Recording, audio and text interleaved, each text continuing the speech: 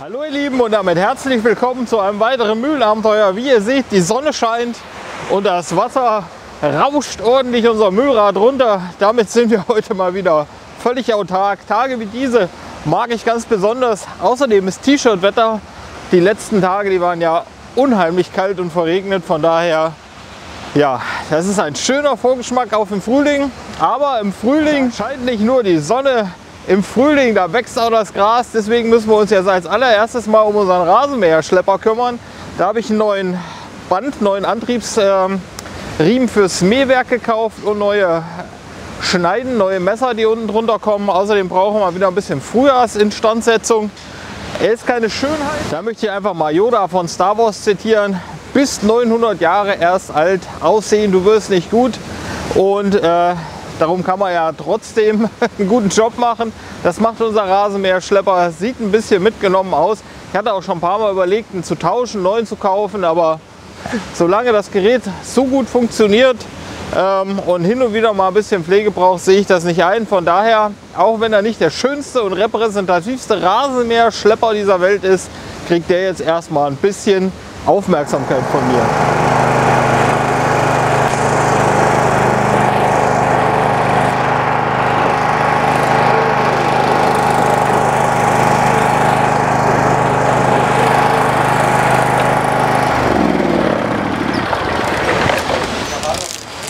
Den Schlepper, den habe ich mal vor vielen Jahren als Unfallgerät gekauft. Der hatte eine Kollision mit irgendeinem, also auf der Straße mit irgendeinem Auto. Die komplette Vorderachse war kaputt. Motorhaube hat total zerrissen, aber damals hatten wir das Projekt hier gerade angefangen an der Mühle und da musste man echt jeden Euro zweimal umdrehen, brauchten so ein Gerät. Und ja, so sind wir zu dem guten Stück gekommen. Und der hat uns in all den Jahren, will ich mal sagen, nie im Stich gelassen. Und von daher bleiben wir ihm natürlich auch treu. Erstmal zumindest. Solange das irgendwie geht.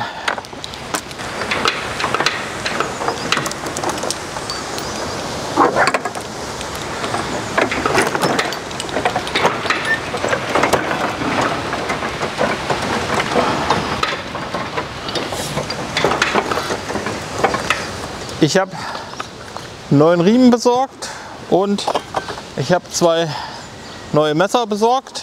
Es gibt hier einmal Mulchmesser und es gibt hier diese Messer, die haben wie so ein Propeller dran und die befördern das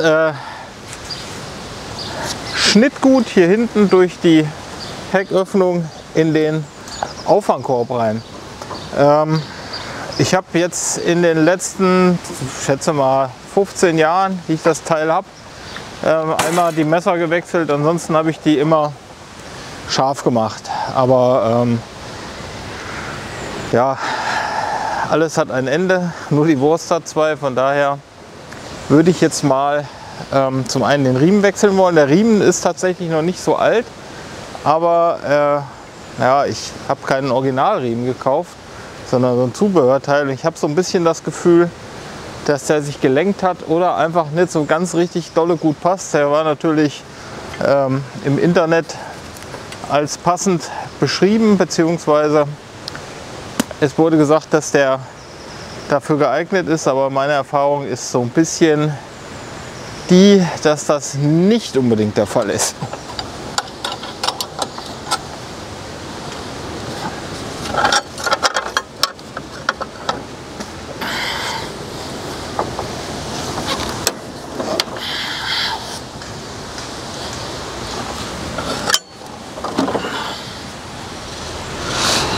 So, der Gerät hat natürlich auch Schmiernippel.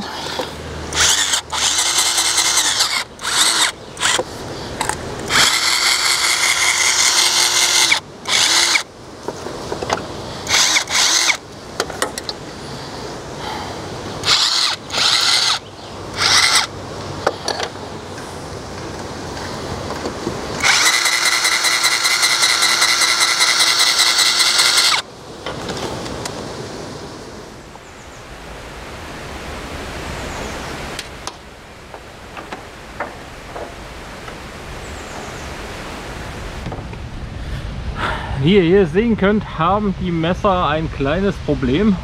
Und zwar haben die sich irgendwie verstellt und haben da natürlich ordentlich gelitten bei.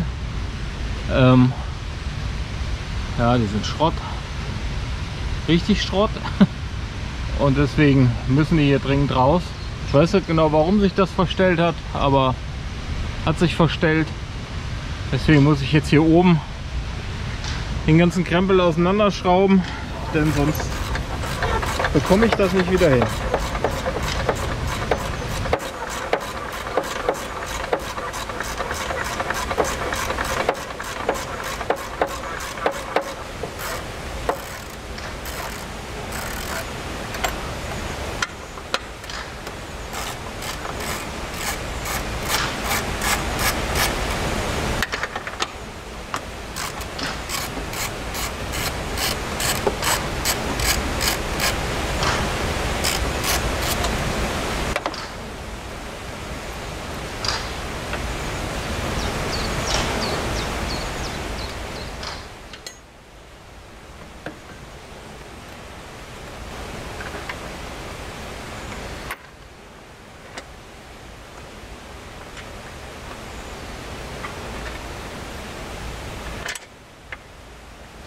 Die beiden Propeller unten, die sind ja, also die Schneiden, die Messer, die sind ja hier über diesen Zahnriemen miteinander verbunden. Das heißt, eigentlich können die sich nicht unabhängig voneinander bewegen. Das heißt, wenn sich das eine dreht, muss sich das andere immer im Verhältnis dazu mitdrehen. Aber aus irgendeinem Grund, der mir schleierhaft ist, ist es beim Mähen passiert, dass sich die Anordnung der Räder verändert hat. Die müssen ja normal so im 90-Grad-Winkel zueinander stehen.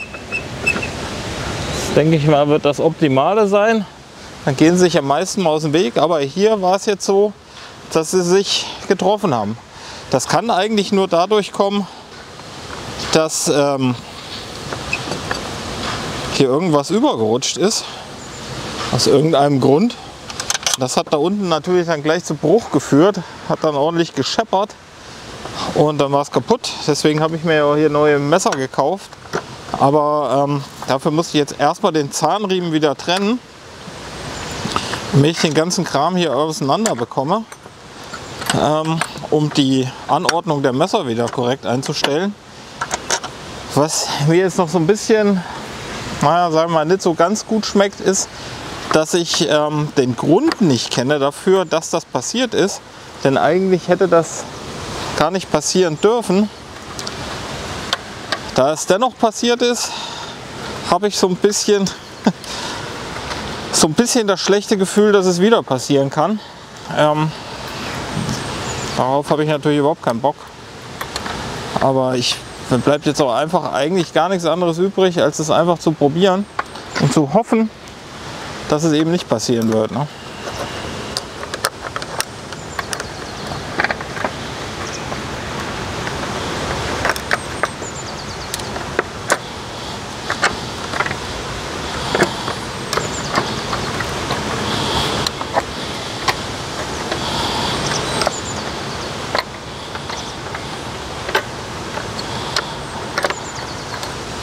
Wenn ich es schon mal auseinander habe, dann bekommt die Rolle natürlich auch gleich ein bisschen Fett ab.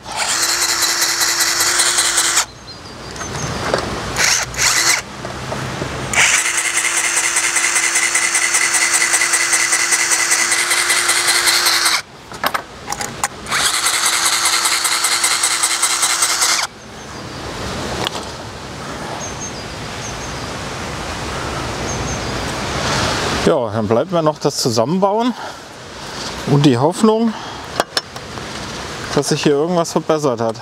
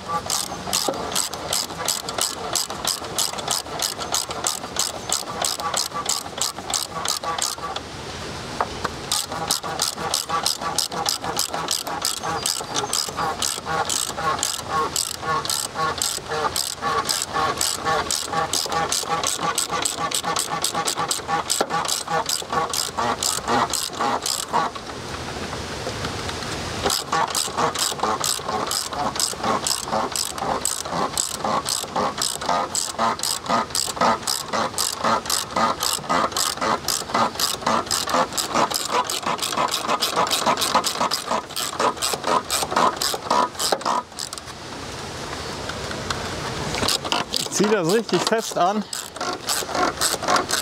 damit es mir einfach nicht wieder überrutscht. Ne? Je lockerer er ist, desto mehr Spiel hat das ganze Ding ja zum Überrutschen. Ich habe den vor 2 Jahren, glaube ich, mal gewechselt, den Riemen. Auch kein Originalteil. Ich weiß nicht, vielleicht liegt es ja da dran, dass man das besser original kauft. So, dann machen wir den Deckel wieder drauf. Sorry. Jetzt kommen wir zu dem Riemen. Da muss ich hier noch so ein paar Halter abschrauben.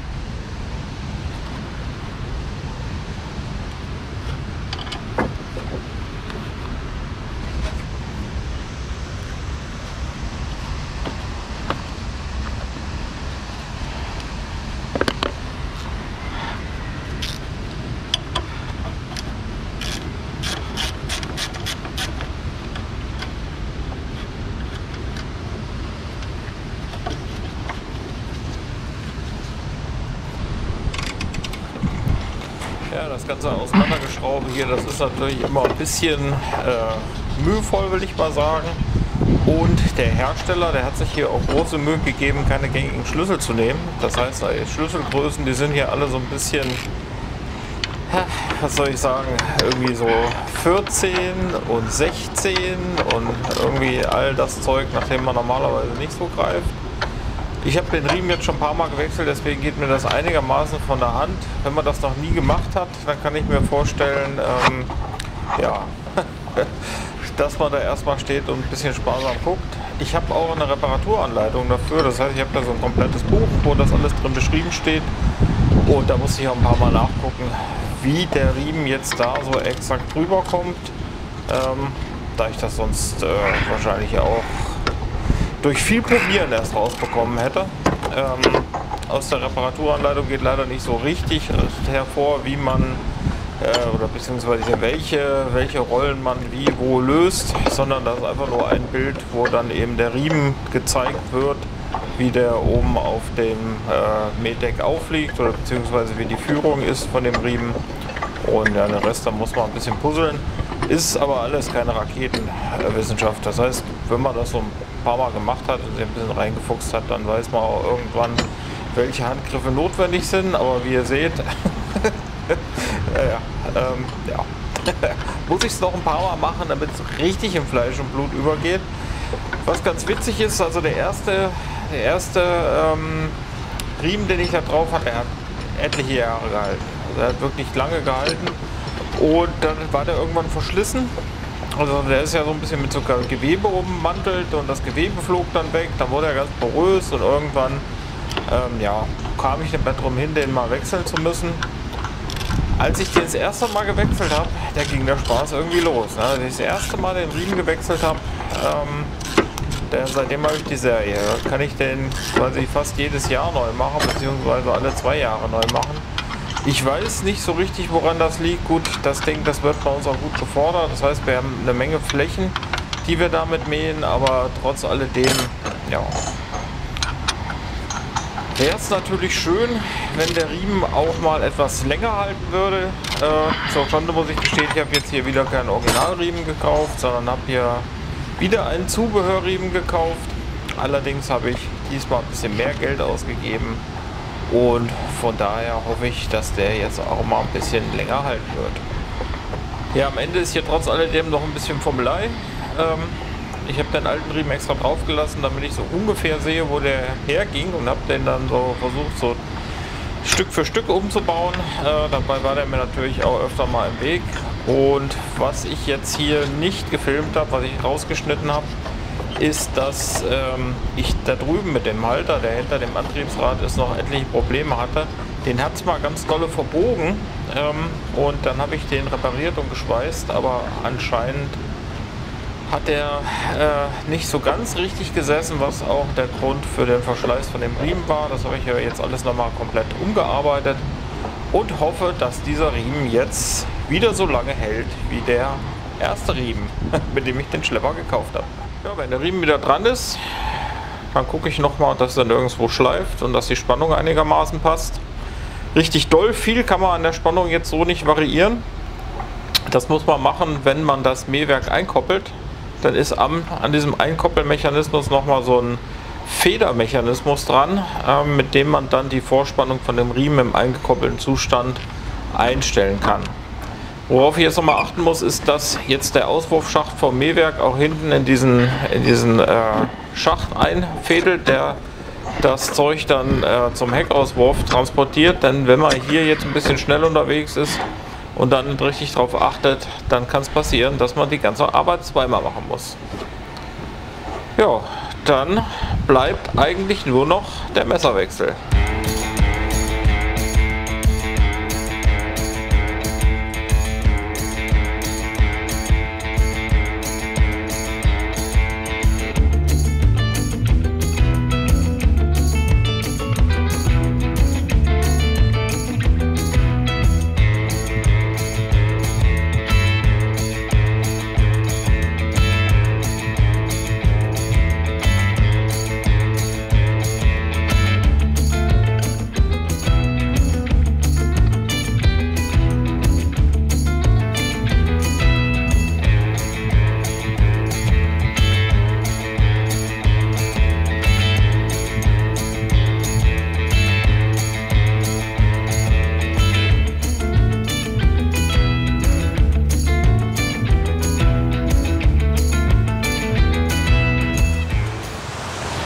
Ja, ich hoffe, dass der Schlepper jetzt wieder mäht. Ich habe das Mähwerk instand gesetzt, indem ich den Riemen getauscht habe, die Schneiden gewechselt, also die Messer gewechselt. Dann habe ich die Messer wieder ausgerichtet, dass sie wieder im 90-Grad-Winkel zueinander laufen und alles abgeschmiert. Zudem war da noch ein Halter, der war verbogen, den habe ich nochmal abgebaut und nochmal angeschweißt und gerichtet. Der war mal abgefallen und da hatte ich das Gefühl, dass direkt hinter dem Antriebsrad der Keilriemen an diesem Halter schleift. Deswegen habe ich da noch mal ein bisschen extra Arbeit reingesteckt, damit durch Wärme lenkt sich ja so ein Riemen auch und verschleißt extrem. Und da habe ich jetzt darauf geachtet, dass nirgendwo was schleift. Und wenn ihr mir jetzt ein bisschen die Daumen drückt, dann probieren wir es gleich mal aus und gucken, ob er mäht und die Messer alle richtig rumlaufen. Denn das ist natürlich am Kran hängt etwas schwer zu testen. Deswegen gehen wir jetzt damit auf die Wiese.